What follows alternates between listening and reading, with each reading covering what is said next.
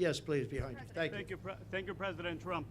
You've spoken very passionately about how God saved your life, and I'm wondering, have you put much thought into why God saved your life? As in, for what purpose has He been shielding and protecting you?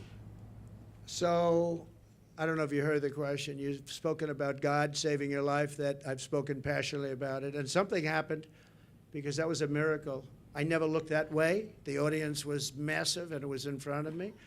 I never have that particular graph. That was a graph on, as you all know now, that it's very, I think everyone knows it very well, but it showed the great numbers on illegal immigration. It was the lowest point we've ever had. And it was one that I use less than 20% of the time. It's always at the end of the speech, not at the beginning of the speech. And it's always on the left side, not the right side.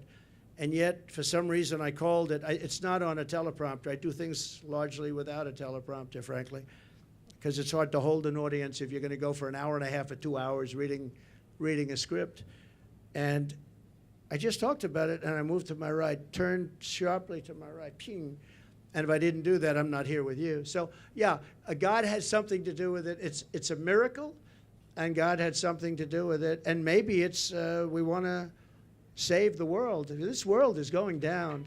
This world is going down. So it could be. But I believe that. I believe that my sons are very good shooters.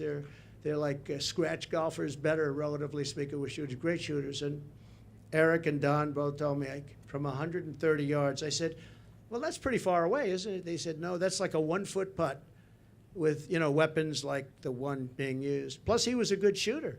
This guy was a good shooter. He went to the range and shot a lot, and he was supposed to be a pretty good shooter. They said a bad shooter would hit the target almost 100% of the time.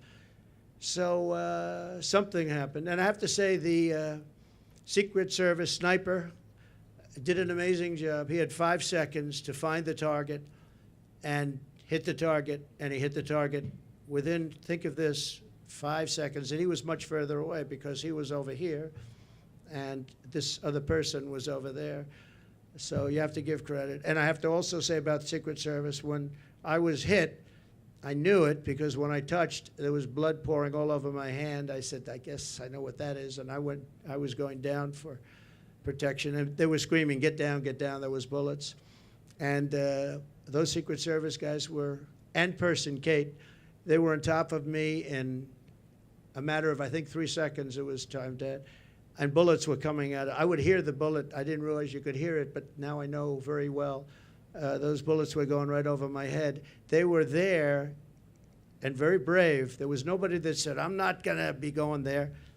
They just, they were there very quickly, and they were very brave. There were mistakes made, obviously. He shouldn't have been up there. The roof should have been taken care of, and there were mistakes made. There's no question about it. But there was a lot of bravery also. We have to remember that. Okay, thank you very much. Yes, Brian?